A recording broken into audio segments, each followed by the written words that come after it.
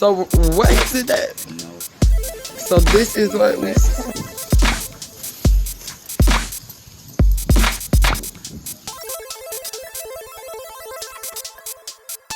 me tell you something.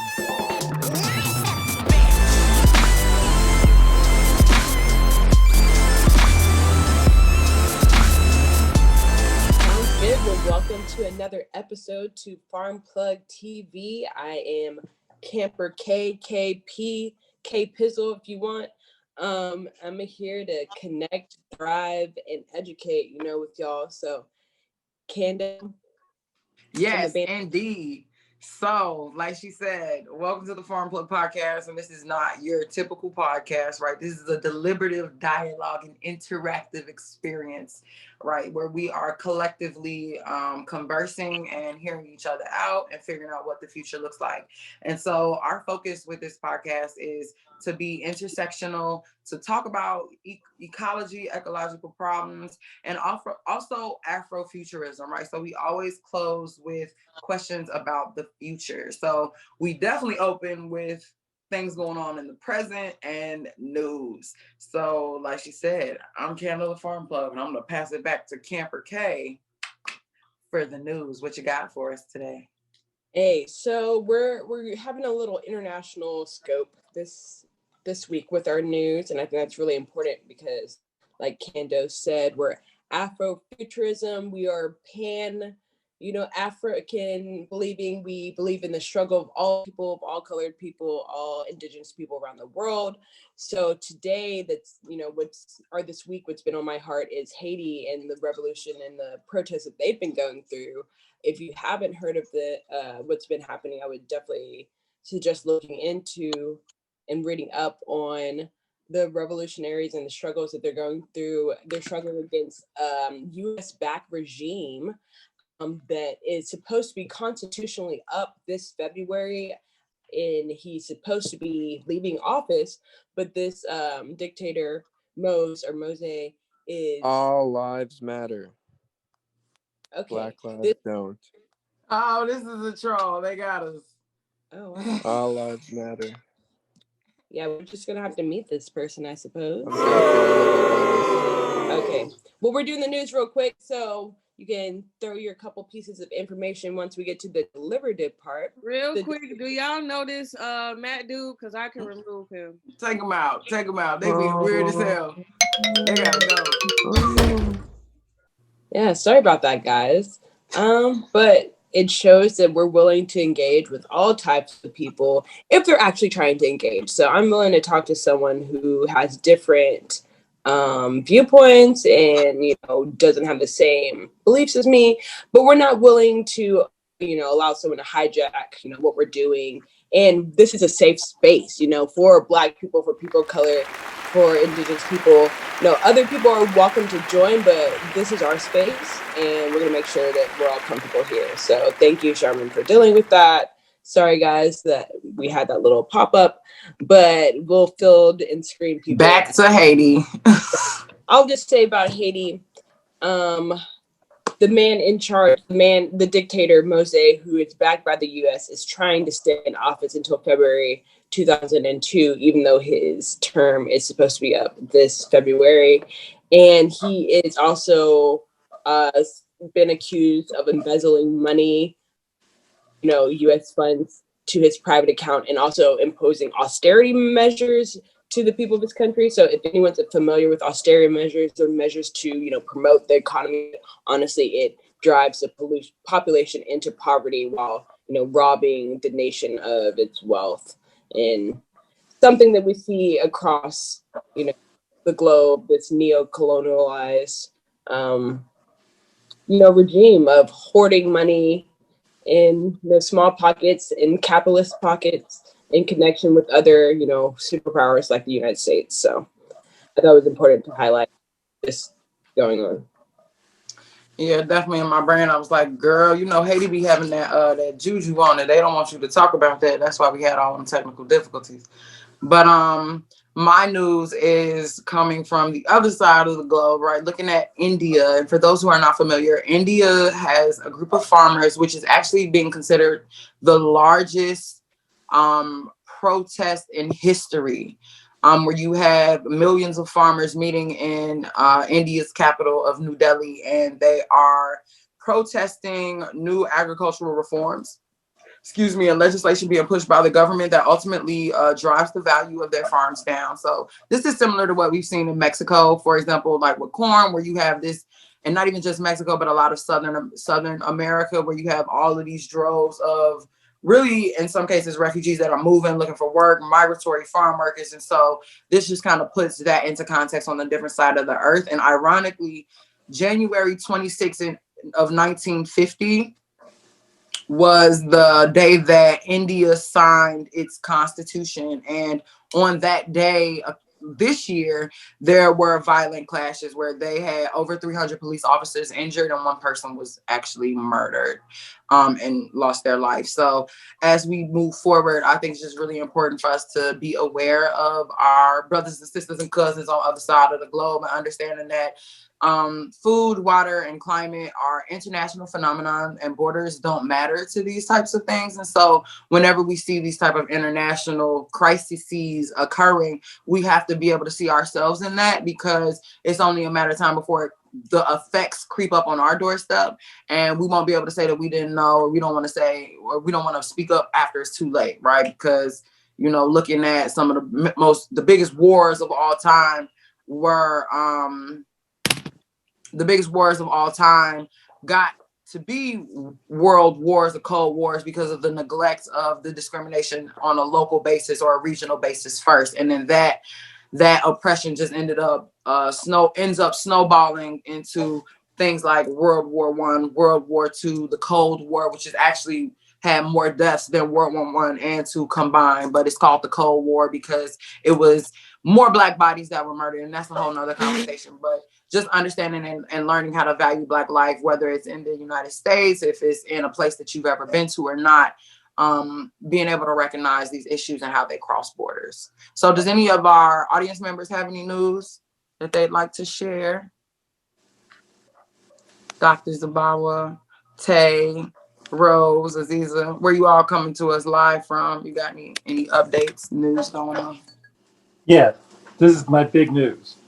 I am here as a placeholder. I'm representing the great Tuskegee University and our brand new Integrative Public Policy and Development PH.D. program, of which one of your hosts and maybe the other host are members.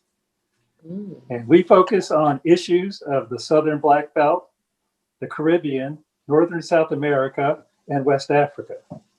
And so if you are interested in making a difference, of which can do, you need to talk to her and she'll tell you how it is. But anyway, I'm here until Kara comes on because we're looking at Black land issues. And Kara is a brand new PhD from our program, and she is the new expert. I am giving it up. You know, you always have to let the next generation take over. I say we're here. We're here for the torch. So when she gets on, sounds good. That's my news. All right, cool. Well, all right, now let's go ahead. Let's kick it off because this is taking a long time, and it's the one conversation we've been building up towards. So today, H is for heritage. And as always, we begin with a definition. So what does heritage mean, Kayla? Yeah, I was super looking forward to this conversation, and we're going to get into the meat of the conversation later, but what is the distinction between heritage and culture? And I wanted to bring this up initially because I feel like we need to set the stage that these are two different categories that we're going to be talking about. But the definition that I see of heritage is the property that is or may be inherited or inheritance or a special or individual possession, allotted portion. So when I think of heritage in this sense of the way, I think of, the physical property, the physical aspects of your life that you receive, that you passed down from your ancestors, from your parents, from extended family that you might not be in close connection with. those are the physical things that you get from that lineage, from your lineage over time. That's how I define heritage. How about you, Kandeaux?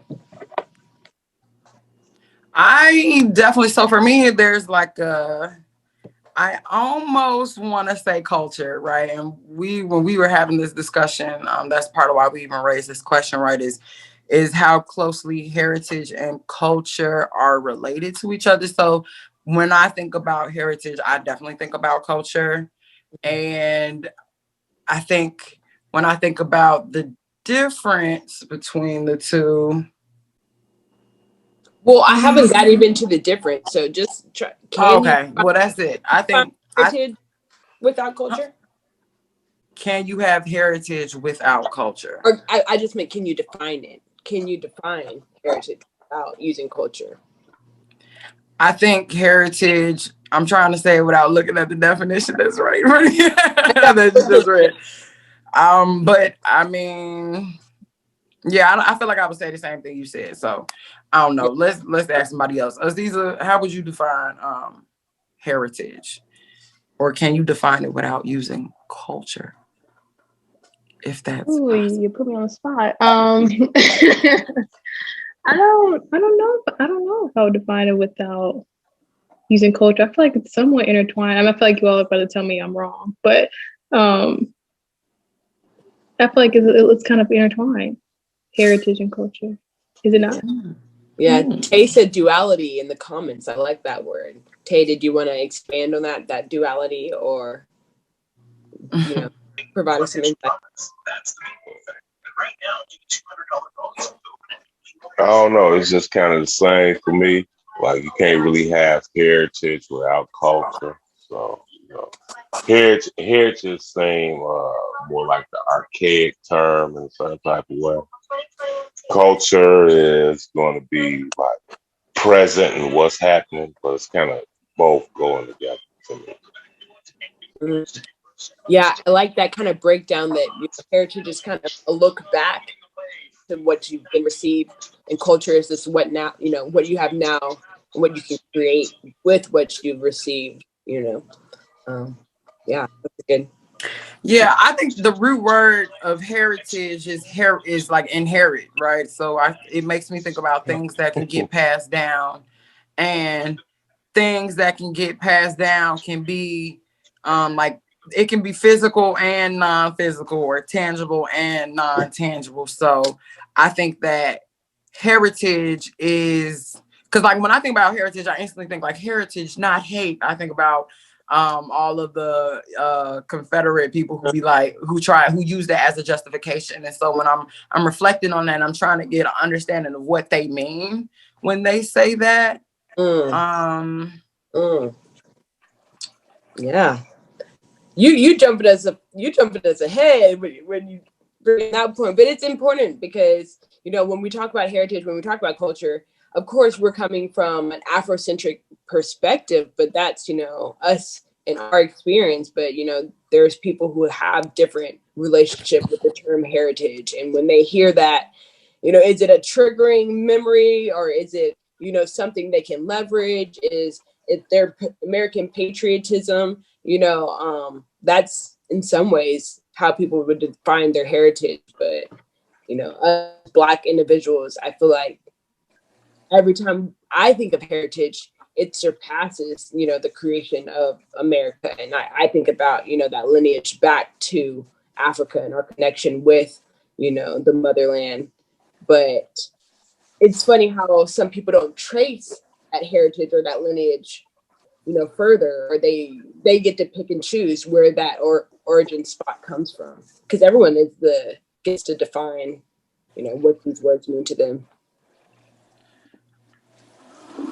Okay, so I'm just thinking, like, is this even important though? So like, why is heritage an important thing? Does it even matter? Yeah, why is it important? Yeah. I'm asking okay. you. Sarah's in here.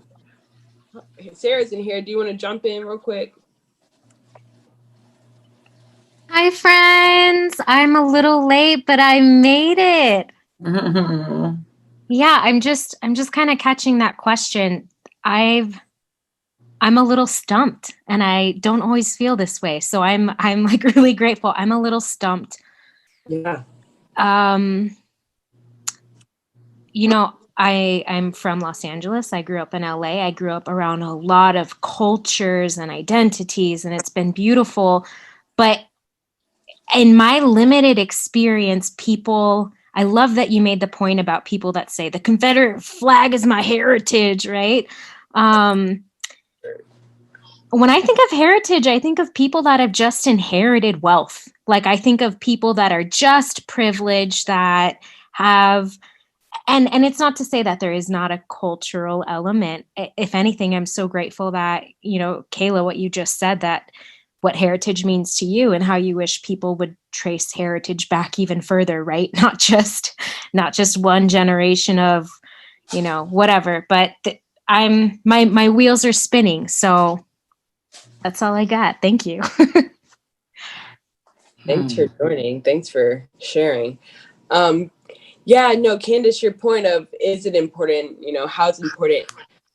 That I feel similar to Sarah. I feel like, the wheels are turning. We're trying to figure out, but I think it's important to really identify these things and I don't think it's important to separate them. It's not important to separate heritage versus culture, because like Tay was saying, there's a duality to it. Like Aziza said, these are intertwined, but I think it's important to really have a definition that you have for yourself and reflect on what that means. Because I know for me, my heritage and learning more about my history and my ancestry has enabled me to expand my imagination. A little hint for future conversations, but expand my imagination, expand my my self-knowledge and what I know I'm able to do and my potential. Something I wanted to mention that we can get into a little bit later when we talk about multiple heritage. I'm clearly a Black female. I have a lot of connections with, being Black, being of African descent, but then, I have lineage of Native American, of Cherokee and other indigenous, tribes in my family. And so learning about that history kind of opened up another vein or another sense of awareness with me. So I feel like when we limit our view of what heritage or we just focus on our culture, we can sometimes limit what our potential is moving forward. But that's just my personal experience. How about you, Kandeaux?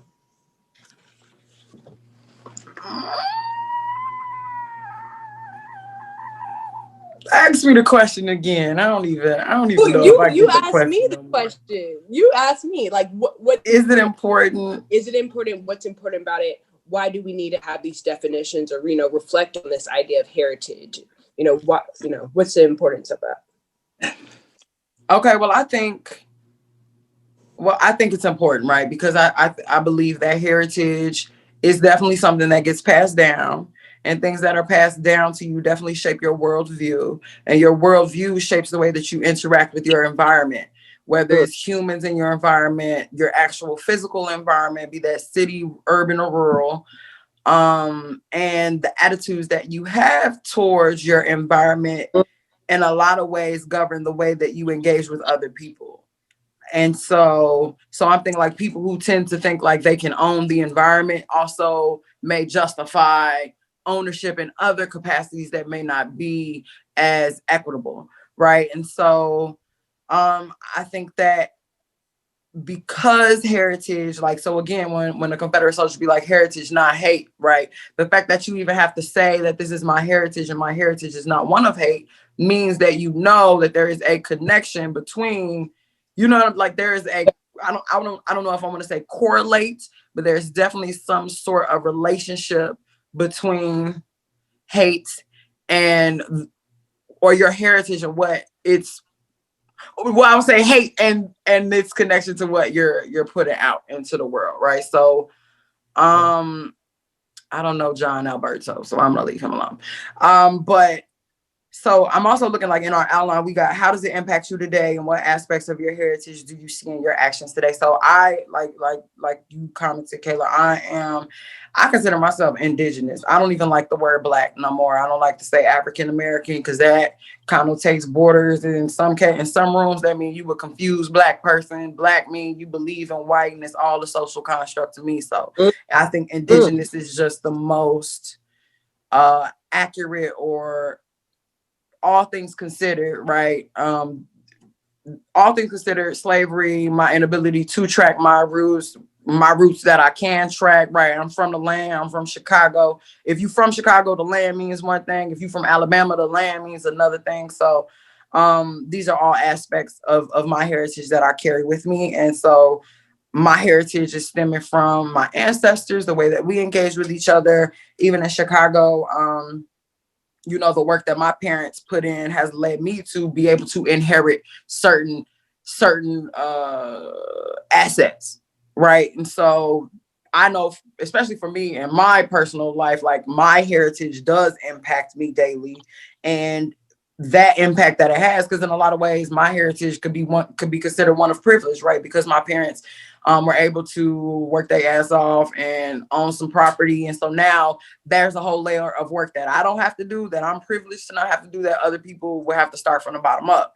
So understanding that privilege, right? Understanding my place in the intersections of life, right? That then gives me the unique opportunity to position myself to either be of service to my community or to take from my community and only reap and benefit from my community. So when I think about my actions today, my heritage is one of community. It's one of, it's Sankofa.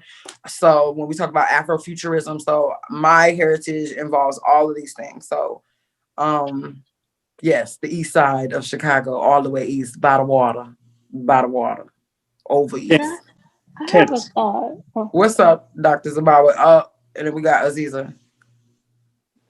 Yeah, let me say something real quick because Dr. Carol Woods is in the house, and I just want to say something before I go. But when you talk about heritage, you're talking about something you bring from the past, but also something you're going to give to the future. And as someone mentioned, the land, and that's what we focus on, the land. And one of the things that we've been working with farmers is this idea of how you own the land. And we talk about heir property. It is land that's jointly owned, but is insecure. That is, it's at risk because other people can come in and steal it. And so I just want to tell a brief story. One of the friends we work with, who wanted to have a workshop on helping to secure their land. And so they talked about their family land from their grandfather. And so the grandfather said, well, tell me about this grandfather. And she did some title search. And her grandfather was born in 1863 in Alabama. So you know what that means. So instead of owning property, he was. But then he was able in the 1890s to buy land. In the 1900s, he bought land. In the teens, he bought land.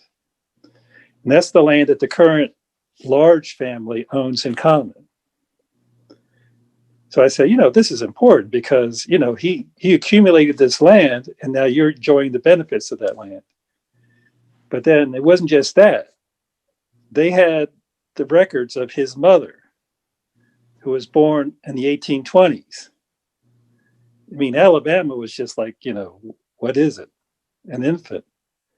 And then they had the first name of her mother. Wow. And so chances are she could have been alive in 1799. I mean, George Washington was still alive.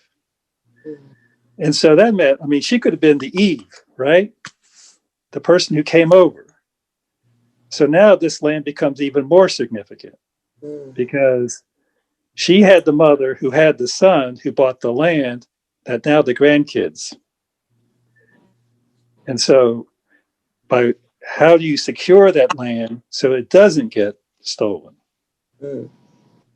That's the question. That is, how do you preserve that heritage? So Dr. Woods will take over. Well, Dr. Zababa, thank you so much for joining us and dropping that narrative on us, because being able to tell these stories is important, especially for our community, because that's how we tell history and that's how we're able to like document these things. And so, I mean, that's amazing to be able to go back that far. Like, it's so many people that cannot do that. And so before we go on to the next topic that you kind of touched on, I want to let Aziza say her piece, because her mind got to turn, and I want to know what Chef Zizi is going to throw at us. Yeah, I've been losing my thought. I had it a while ago. I've just been kind of sitting on it.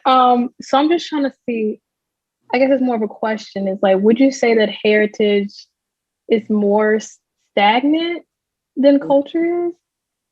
Since you're kind of like looking back, and it's kind of like once you're born, you're kind of born with that heritage, with that inheritance, versus your culture can be, you know, shaped based off of where you go next, or the, you know, things that happen in your life, you know, things like that. So I don't know. I mean, but what you said about, you know, how your heritage was like before identifying maybe as Black American, African American, but now you more so identify as Indigenous. It's kind of showing that your heritage is a little bit more fluid. Sorry. So I'm just trying to see, what do you all think? I don't know. For me, I would say it's more dynamic. There is a stagnant and a historic and a preserved aspect of it, definitely when we're talking about land. But I want to say it's dynamic because, yes, you can grow in it, you can learn more. I feel like you can always learn more about your heritage, your ancestries, you know, learning, even just sitting down, hearing stories from your parents you haven't heard before, and like actually, you know, digging into what your mom heard sitting in the lap of her mom about her ancestors, you know, because I'm not gonna lie, as a child, I was like, all right, mom, you know, blah, blah, blah. But now that I'm older, I'm wanting like, no, mom, give me those stories. Dad, give me those stories. Auntie, give me those stories. I want that. So I feel like it's dynamic because you can always, always, always learn more. And as long as your elders, your ancestors, they're on this planet today, you know, and you should take advantage of that if you have them, because I don't have any grandparents at this moment. I have older parents, so I only have my parents and older cousins and older aunties. But you know, the ancestors, the elders that you do have on this planet, they have abundance of knowledge, and you can always tap into that. But then also, I would say on the flip side, it's dynamic because I feel like people can also lose touch with their heritage, and it can be taken away.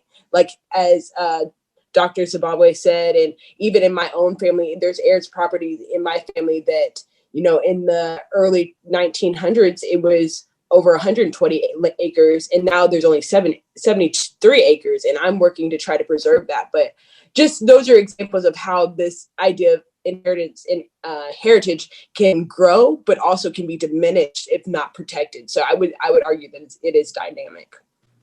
Right. But it sounds like it's dynamic in the way that you absorb it and like how it makes you feel, versus being dynamic in just like, it's like whether you, I don't know, it's like whether you get the information about your heritage or not, it is there. You know what I mean? And so it just kind of, I don't know if this is helpful at all. I mean, I don't know if it's helpful to the conversation, but it's just interesting to think about how it just exists there, and just what you do with it is kind of what makes it more fluid. Yeah, go ahead, Tay. Well, Aziza, if I can piggyback off your statement, pretty much, even if you don't, like, if you grew up in a foster home, you know what I'm saying, and didn't even have any per se heritage from ancestors to sit at the foot and get a story, you still will have some innate things that's in you that you was creating. A heritage culture that'll be the same thing in duality because it's kind of in you anyway. I don't think I agree with this, guys. I don't think I agree with this. I think that heritage, again, like that physical versus non-physical, that tangible versus intangible. I think that that's super important, and I think that that is where the difference lies. Okay, Tay, I'm gonna mute you. Look, your background loud. Okay, you just I can fix. No, I can fix that. My bad. Look, that is true what you're saying, but a lot of people that we talking about that's walking on the planet don't have the privilege to those things, but it's still created. Like a lot of people don't know their grandparents or they, you know what I'm saying, parents or whatever situation. yeah. But it's still a thing that's in you. When you see something, you know what I'm saying, that you feel in you and it correlates a certain type of way, then you still are actually emulating heritage and culture. Whether you create it on your own or not, like it's kind of in you. You're looking for I agree with Tay. I know you're about to go in, Candace, but let me hop in so you can address this one point. Because I helped you build this outline, and I initially was kind of along the lines of this physical versus non-physical, tangible versus non-tangible dichotomy of this is culture that was a versus big boy bastard. dichotomy. The split of this is culture versus this is heritage, but. The word that just came to me and what Tay was kind of mentioning was, your spiritual inheritance. So when we talk about your spiritual inheritance and, your connection with the ancestors, would you consider that culture? I would say no. I would say that's still your inheritance, but that's still a non-tangible thing, my spiritual, and you know more about this, Ifa, and all the studies that you've done, like you can speak on it more than I can. Wouldn't you say that's more of an inheritance than a culture? And then go. Yeah, and that's what I'm thinking. You know what I'm saying? Like, and you definitely threw a monkey wrench in the situation with your spiritual inheritance. I'm sitting here like, oh shit, I didn't really account for that in a certain type of way. But so a piece of me does feel like that physical. You see, like Sarah, we over here. I'm confused as hell now. I just think that It's inheritance. I think what separates them is just that, and it's the root of the word. Inheritance is about what you inherit. So I think there's an element of the past. There's an element of things being passed down to you, and I think, granted, especially in E5, you can't really talk about the past without talking about the future. But I think when you cross that threshold, and talk about the malleability, the able for things to be bent and shaped. I think that's the cultural aspect of it. I think that, okay, Sankofa is like past, present, and future, and like understanding that all these things are happening at the same time, but the way that you experience them is what differentiates them. So I'm feeling like heritage is more of that past into the present type of energy, and then culture is about the present into the future and the future as it relates to the past. Does that make sense? Yeah, I see that. I see where you're going. Yeah. All right, audience. Yeah. Okay, wait. Yeah, I'm gonna ask Dr. Kara, right? Dr. Woods is in the house, so I want you to, real quick, Kara, if you could just introduce yourself, tell us who you are a little bit, about what you do, and then I want to ask you if it's possible for a person to have no heritage. Have you ever encountered someone who had no heritage at all, and what does that look like? Hey everybody, thanks for having me on. My name is Dr. Kara Woods. I am a colleague of future Dr. Kandeaux. And I just graduated from TU in May with my PhD in public policy. And so I came in at the tail end. So thanks for having me on. First off, so if I could, I almost need a rundown because we started going into tangents, and I was like, okay, So. Okay, yeah. So it was okay. So we're talking about inheritance and whether you can have inheritance versus culture.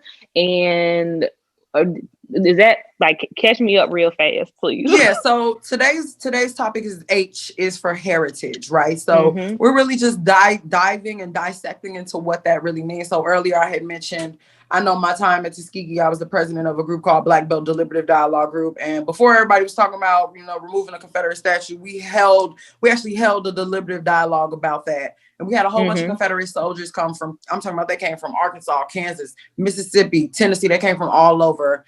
And they were really pushing this heritage, not hate, right? So gotcha. Beginning to dissect, like, okay, so what is heritage? How does that relate to culture? What are they different? Are they the same? Can you have one without the other one? And then is it possible for you to have no heritage? And if that is possible, what does that look like?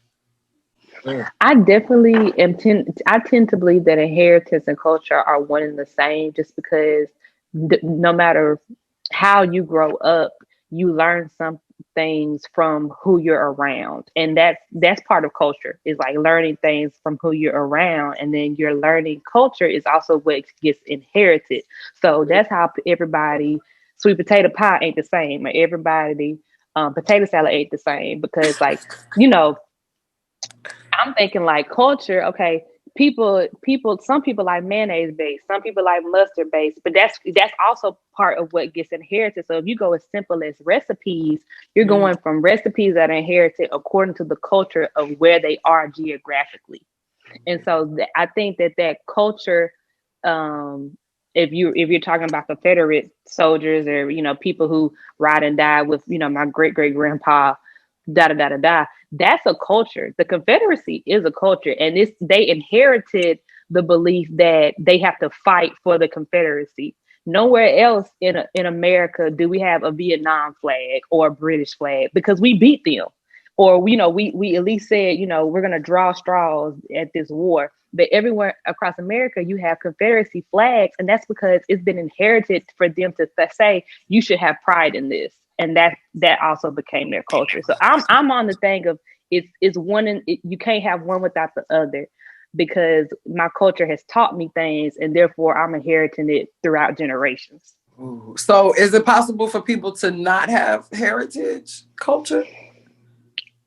Yeah, for sure. When heritage, when culture gets stripped from you, when you think of indigenous people and you get culture stripped from you, and you have to just basically think about what do I know from myself, because I've been separated from my you know, my grandmother, my auntie. What do I know? Okay, I've been stripped, and I've been put into an all white school where I have to learn English. I have to cut my hair. I can't pray the way that's definitely stripped. And so then you lose that inheritance, because then, well, what would I teach my next generation? But I think that unless you're in that place where it's being stripped from you purposely, then it continues to grow. And that's what you see with the people who still ride and die with the Confederacy, because like I said, it was never stripped from them. Reconstruction didn't do that. People that came in, the Union soldiers didn't do that. And so that's why it hasn't been eradicated. Damn. So, oh my God, y'all about to turn this up a notch. Sarah just asked, like, so seriously though, right? Do white people even have heritage? Like, do they even have culture?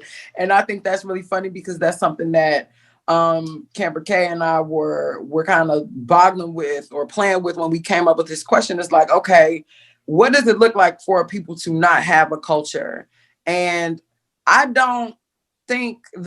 personally don't think it's possible for people to not have culture, just because your culture, like I said, is a present and future as it relates to the past sort of thing. So your culture is constantly being formed and shaped around you. Now, whether you're actively participating in that, that's a different thing. But I do think that culture is happening. And when you see people who may seemingly not have culture, not have heritage, that's when you get people that are actually, and that's what Dr. Zabawa kind of touched on, is where you get people trying to take your culture and take your heritage, right? So when we look at land, right, we know that for people of color, indigenous people, that land holds stories. It holds us. It literally supports everything that we do. And so when you strip a people of their land, that is in another way stripping them of their culture. And the only way that it can kind of be stripped is if someone else is trying to take it.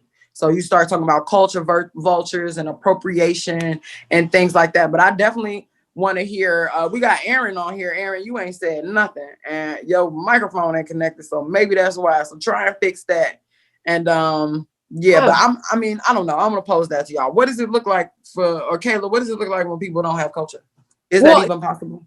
Dr. Woods really got my head thinking, because I was kind of more on the wavelength of Sarah and kind of what you were saying, that like maybe some of these white people are people white people don't have a true culture, or because they have this culture vulture type of tendencies. But once Dr. Wood saying that, this they inherited this culture of, the Confederacy, I thought about the potential of, white people inheriting the culture of colonization. So that, I know. And I was like, that is culture. So historically, in their heritage, they, Europeans colonized Native Americans, they colonized Africa, Asia, and they took advantage of these people. They took their wealth, they took their body, their labor. And so that culture of taking and using your surroundings for your advantage and not promoting others, but what's the word? I don't know. But taking advantage of others, that culture of exploitation, thank you. The exploitative culture that we see in capitalism as well, that has been a birth child of the United States. But, that culture of taking and exploiting and dominating the land, like Sarah said, the land, women, people of color, that has been passed down, through centuries or through generations. And now we see it, in ways that might not be able to physically control and physically take our bodies. But you see that in the way that they take our hairstyles, or they get lip injections, or, whatever it is. And the little quote I put is, everybody wants to be black until it's time to be black. So it's like, we've seen it. It's trending with rappers, and, you've seen the topics. But I think it was what Dr. Wood said, that I feel like it's that culture of take that's being passed down, that we're seeing it now, that they can't physically take us in a lot of ways. In some ways they still can, but they can't physically take us, so that they want to take advantage of the culture or the spiritual inheritance that we have. And not saying all white people, but in certain situations. Okay, and I see Dr. Woods has her hand raised again, so go ahead. I know you got something for us. You're kind of changing my mind here. I ain't sold yet, but you're pushing me. You're getting me. I was just gonna say that, like she said, that the inheritance and the culture of dominating and entitlement, that is a culture. And that's what we're seeing even now in 2021, January 6th, is the entitlement of that I can go up to the Capitol and not get shot and bring weapons and do, and say that I'm going to hang somebody in the street and not be charged. That culture of entitlement, just at the same way of a culture of being less than, they have put it in our mind that we're less than. And for a while, we thought that. That's a culture that has been inherited. When someone says, "Oh no, we walk to the left side when the white people come by," that's inheritance. That's a culture. When you say, "Hey, don't make too much noise," like John Lewis's grandmother always told him, "Don't make too much noise." If he had believed that culture, if he had been if he really took that inheritance, John Lewis wouldn't have been who John Lewis was. So, like you said, when it comes from the land, it also comes just from those practices that we no longer, we don't think about anymore, but that entitlement is still there. Yeah. Okay. But I'm still feeling like when we're talking about something, I don't know, like, okay, so Charmin just put more definitions in. I'm gonna read some of these comments because we done had some comments that have popped up. So the dictionary definition of heritage is like what we said earlier: property that is or may be inherited, and inheritance. And culture is defined as the arts or other manifestations of human intellectual achievement regarded collectively. And Sarah made a comment that she said, exactly, dominate and exploit land, women, and minorities is the inherent culture of the whites. So like you all had commented, there is a culture of exploitation. But again, thinking about, so you mentioned January 6th, right? That's super interesting to me because that actually is, I don't even think that's white culture. I think that's American culture. You know what I'm saying? And if you look at how America was founded, it was founded by a group of white people storming the Boston Harbor and pouring a whole bunch of tea over. But like, they ain't not this, that is their culture. And that is something that is inherited. And I think that the laws and culture also is shaped and it changes. And I think there's the evolutionary aspect that I feel like is being overlooked. And I think that evolutionary aspect is maybe what I'm trying to say is the defining line between inheritance versus culture. I think inheritance is what you inherit. But your culture is something that it's an evolutionary thing. It can change and it can grow. It can go back to what it was, or it can be pushed into a whole new mindset. You know what I'm saying? So we've kind of been dwelling on this for a while, but I do want to push it forward and ask a total opposite end of this conversation is, can you have more than one heritage, right? So we talked about having heritage or not having heritage, but what happens? Is it possible for people to have more than one? And if so, what does that look like? Kayla. I mean, I can hop into this, and I alluded to this earlier. I feel like there was something I wanted to address that you said, but let's not go back. Let's move forward. But we won't keep having these conversations. And I love these type of discussions. I love that when me and Kandeaux disagree, so we're not just hyping each other up. And I feel like it makes for better combo. But the way of having more than one, I feel like this is a discovery that I've gone through, and probably a lot of other Black people have gone through. Definitely if you are dark skinned or you don't look mixed. But I feel like, growing up with the inherited idea of the one drop rule, like if you're Black, you're Black, you're Black, you know what I'm saying? And that's what I grew up with.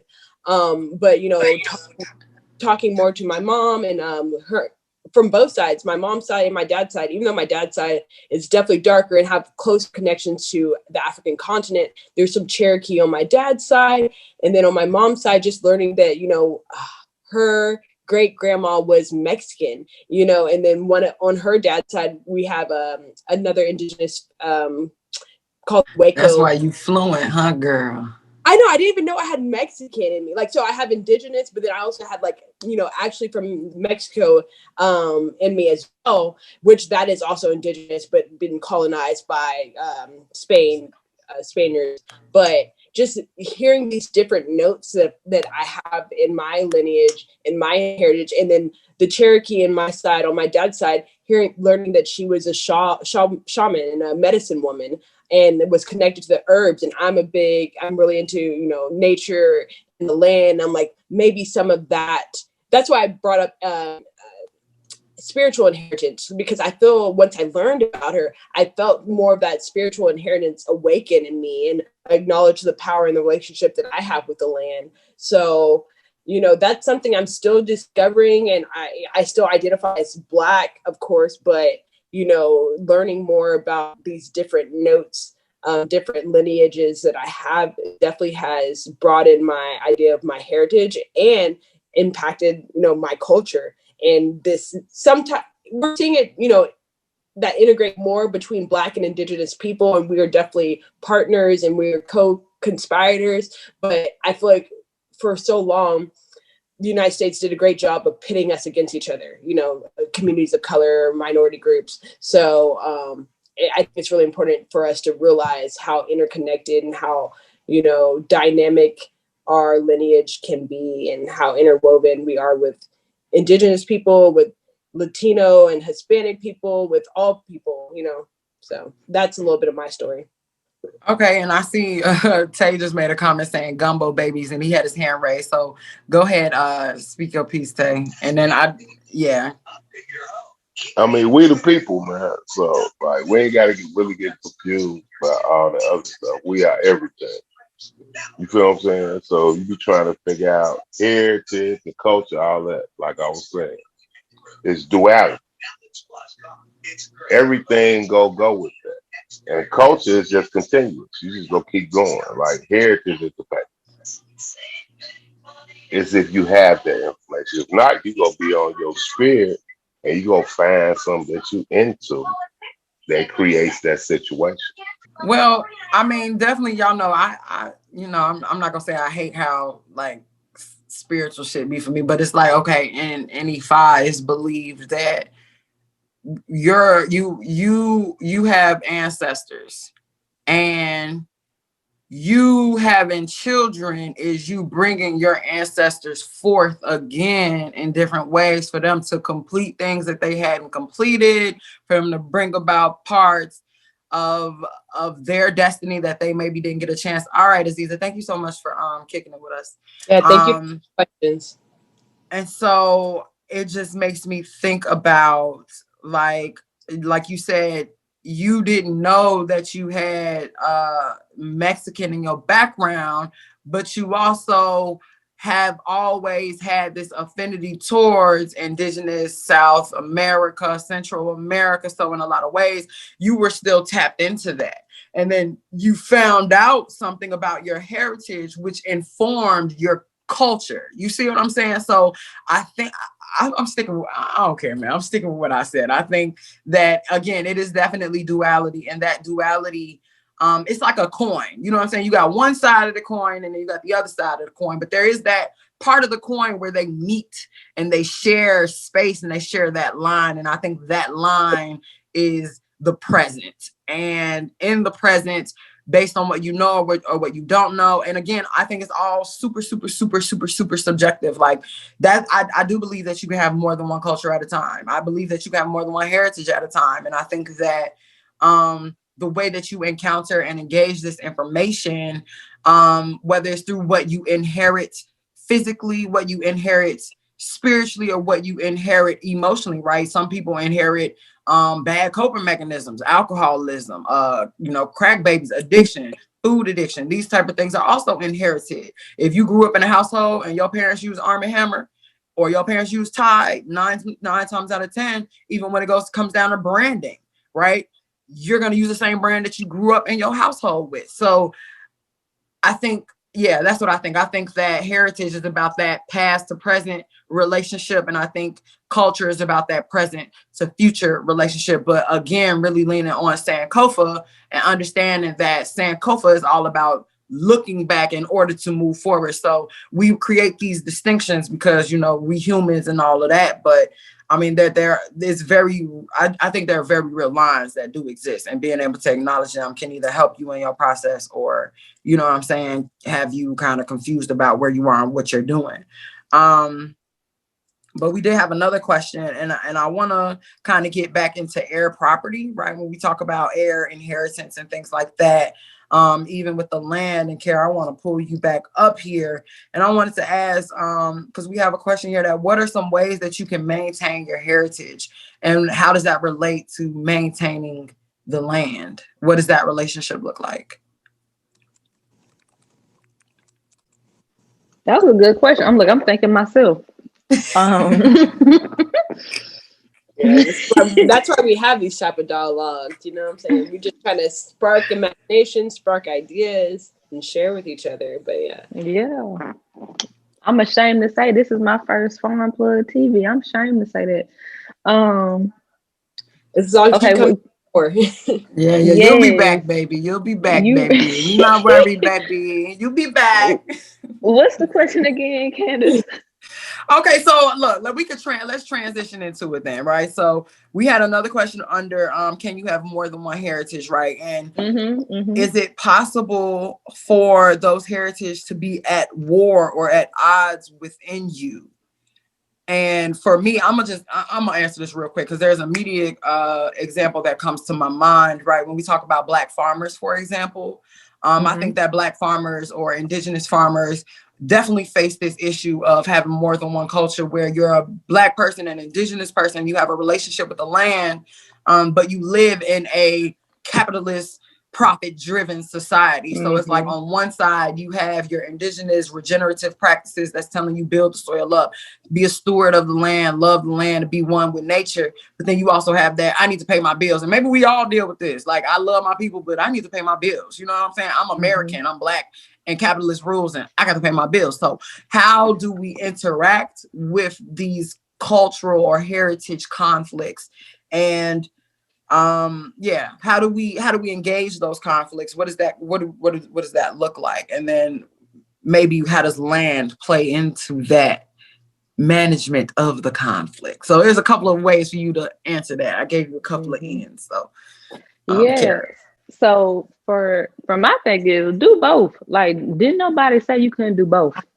Um, because even now, like I'm at my house, I'm living with my parents, and we have a regular sized backyard, and I have a little I don't- a little garden in the back, and it's like three pallets. It's three like full size pallets, and almost every year I'm adding a pallet just because every time I want to grow something different, I want to do something else. Like, oh, this, you know what I'm saying? Like, what we gonna grow in the winter? Like, and I wish that I like it was light outside because I could show y'all because it's very simple. You get everything from Home Depot. My dad set it up. You know, he has no engineering background, and you know, my mom is from a rural part of Kentucky, and it's like, okay, this is what we need to do at this time. This is what we need to do at this time. So it's not saying that you can't do, and it brings me peace. It brings me, I go outside. I like to see how stuff is growing. You know, sometimes I'll say, oh, I need to go to the store and get this, darn these squirrels, whatever. But yeah, I think that there's no reason at all that you can't do both. And even if it's not farming for agriculture, just being a plant mom, a plant dad. I think during quarantine, a lot of people got into that where they just started buying plants, and then they realize, oh my gosh, it's something that comes out of you when you see something grow each day, and you can see how it develops, and you can know that it's like dependent on you. That's why so many people got plants and or pets during quarantine. You like to see things grow. Like, that's just part of human nature. Um, Mm. and so with land, I think the main thing with land is that so many people like land is a lot of work. Land is a lot, like, don't, it's a lot of work. You gotta have an idea, and you gotta have diligence with it. But the thing about land that is so important to me is the generational wealth that is attached to the land. You might not have any type of background in land, but if you know that you're creating a home for generations to come, because every time we go to Alabama, to South Carolina, to Florida, and you're on that land, you have a different sense of self. I think that that's the most important thing that can come from land, and that can come from that culture of saying, like, hey, we're going to appreciate the little that we have, and make sure, like I said, back in the day, people would sharecrop, and they would go outside and they would dust the dirt, like they would broom, sweep dirt, just because you got to have pride in what you have. So, like, Mm. if sharecroppers are sweeping dirt, you know what I'm saying, to make sure it looks like clean and nice, and they're thankful for it. I just feel like every time we get a little piece, we just need to be thankful for it and realize that it's a generational thing. Maybe like the land would never be profitable for you, but if you get a different sense of self when you're able to be on land, then it's something that you should look into. Mm. Yeah. All right. Well, hold on, Kayla. I see you about to respond, but it's 8:45. We gotta start wrapping it up. So typically we are getting into the rap session. So this is where the Afrofuturist piece comes in, right? So Kara, I want you to kind of go first. And tell us, what are some realistic everyday action items, or real, tangible things, or short-term things that we can do that addresses this conversation around culture, land, inheritance, and heritage, right? And you feel free to tell us more about your research as well, and what that looked like, and what you found out, and why it's important, and why people should know more about it. Yeah, first of all, like I said, thanks for giving me a little platform and letting me talk a little bit. I appreciate y'all. My topic dealt with air property, and I assume that y'all had went over what air property is. And so we looked at it in Macon County, where Tuskegee is, and we looked about how land was a magnetizing thing in the community. So we looked at social institutions, and we looked at voter participation. With social institutions, we found that over 50% of air property within Macon County is located within 2 miles of historically Black churches and schools. So what that means is that people had different enclaves where they had security, they were safe, they believed in their neighbors, they trusted their neighbors, and they all lived together in order to worship together. So that land became important because that's something that in the 1900s, it was safety. And that's what land brings too. It brings safety, because when I'm on my land, you can't do anything to me while I'm on my land. So the second part is about voter participation, and it's just talking about when you live somewhere and you're concreted in there, that you, like I said, you have a sense of pride. So you want to make sure that the taxes aren't creeping up, that you want to make sure that they're living wages. You want to make sure you vote for people who hear the concerns of the citizens. And so what we found was that air property has an impact on voter participation. People who are air property owners are less likely to vote. And so what does that mean? That means that those air property owners' concerns aren't being heard. That means that, you know, if they have a problem with their land, who's gonna bring it to somebody's attention if you're not voting for somebody who has that on their platform?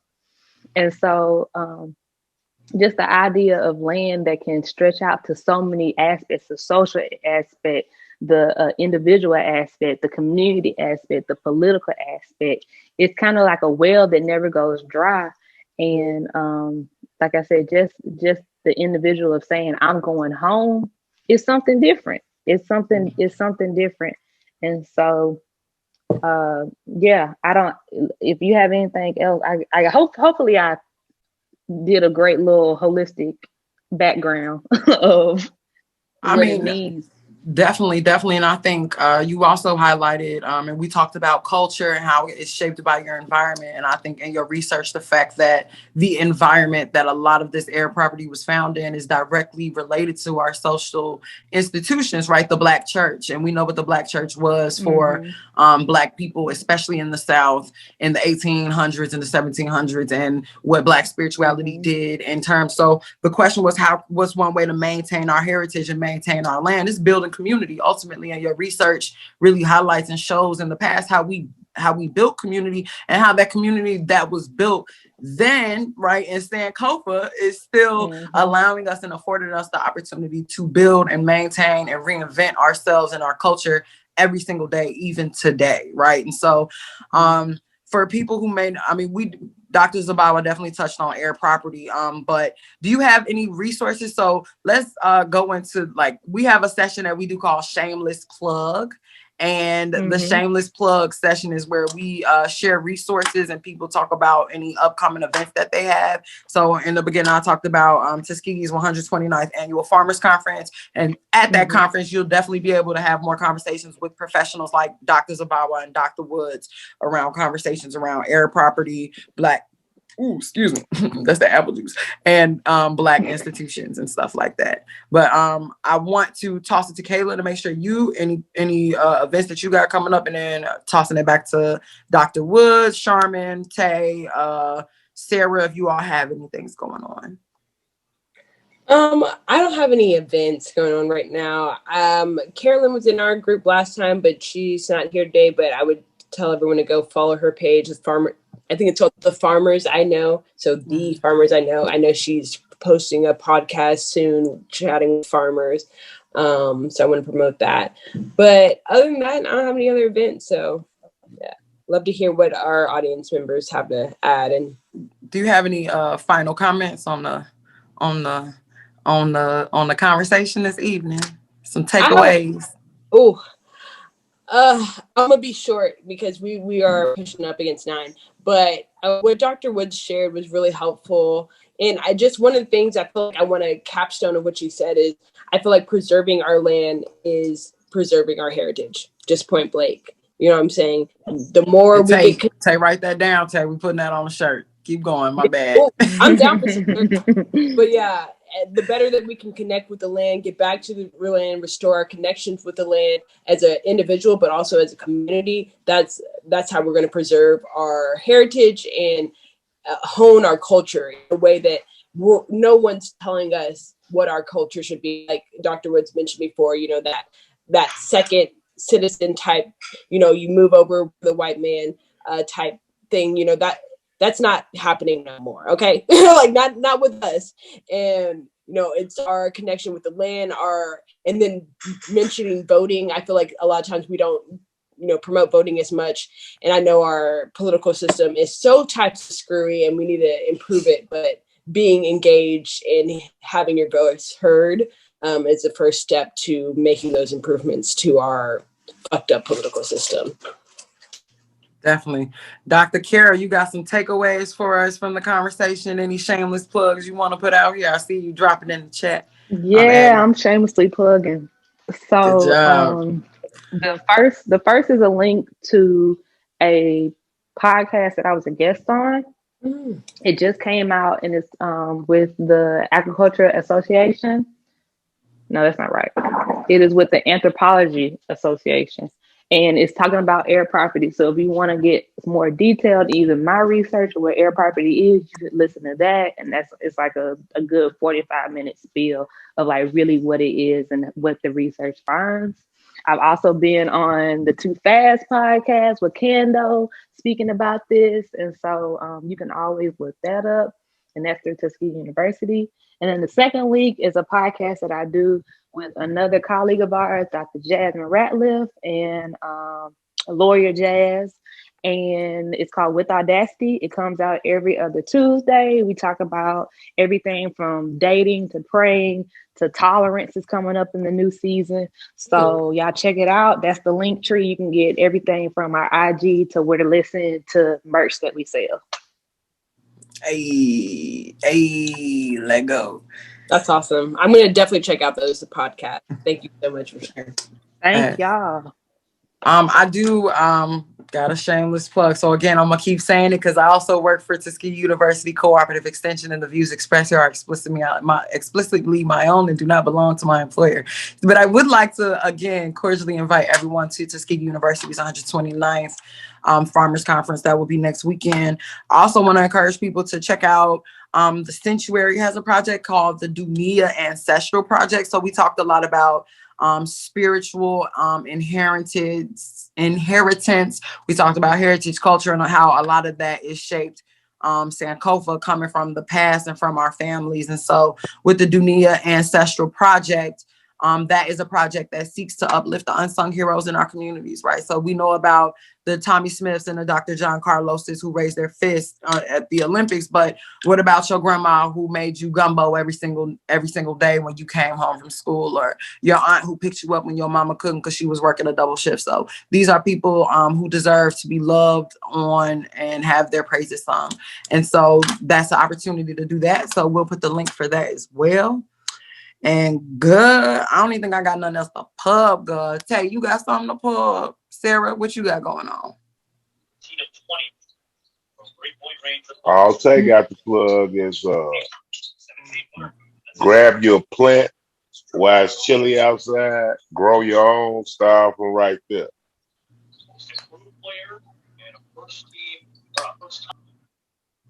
All right, Sarah, what about you? What you got cooking up? Anything new? Oh, I'm going to have something new for you in a couple weeks. But right now, I'm just absorbing this conversation. This one hit me. This one really made me like reflect on my own. Yeah, this put me in my place. I'm here for this. So thank you guys. Thank everyone in this chat. This was good. This was really good. Oh, I can't wait for this announcement shot in. Oh, I can't wait. I'm a hype Sarah up because she'd be forgetting to hype herself up a lot of times. But Sarah told me that she planted fruit trees and dozens of flowers this week for a colony of bees to pollinate. So she is helping the bees out in Costa Rica, and she is doing her work. So thanks for doing the work, Sarah. Yes. I love you so much. Thank you. Yeah, Sarah be having me hip to like the international. That's one thing I really love and appreciate about Sarah is that interconnectivity of the globe. Like that is super real, and I love watching her story. So if you don't follow Sarah for Revolution, Sarah for the Revolution, please be sure to follow her because she has definitely been keeping me abreast on some of the things going on, and even the perspective is always good, always fresh, and always challenging us to think about the future. So these are people who want to be. Kandeaux, one time. Camper K, look, I know you flew Sarah flag for her. but I planted over 5,000 tulips that will be blossom. You know what I'm saying? Come the new sun. So I will be shooting photographs. We just talking about planting stuff. Plug yourself, boost yourself. I didn't know, Tay. If I knew, I would have been boosting you. Oh my God, no. No, okay. I don't plug myself, baby. I'm just over here working and listening.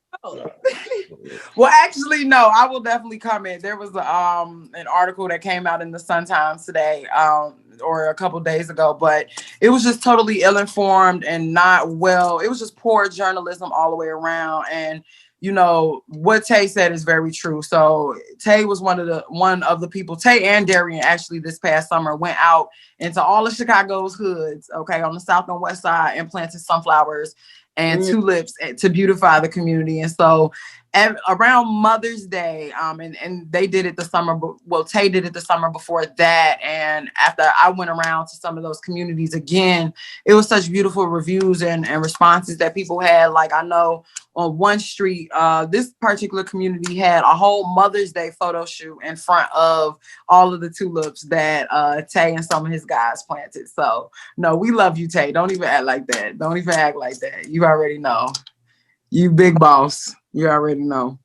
But if there are no more questions, comments, or concerns, we also like to show some artistic expression. Kayla, do you have a poem you want to read or something? I have a poem. This is really rough. So I can share with you, but please be patient and kind because this is a rough. I just happened to have my journal right next to me, so I was like flipping through. And this is a poem I wrote. I think it's very timely. It's after I learned about the Cherokee. I don't know why I said Cherokee. The Cherokee ancestor that I have on my father's side. I learned that she was a medicine woman and she was a shaman. So this is a poem that I read after learning about her story. And it's called For the Tears I Have Yet to Shed. For the tears I have yet to shed, I shed one for you. Oh, how I wish to have known you, to honor you. Somehow they tell us to look to our elders, to our ancestors. How do we look to the ones that we do not know?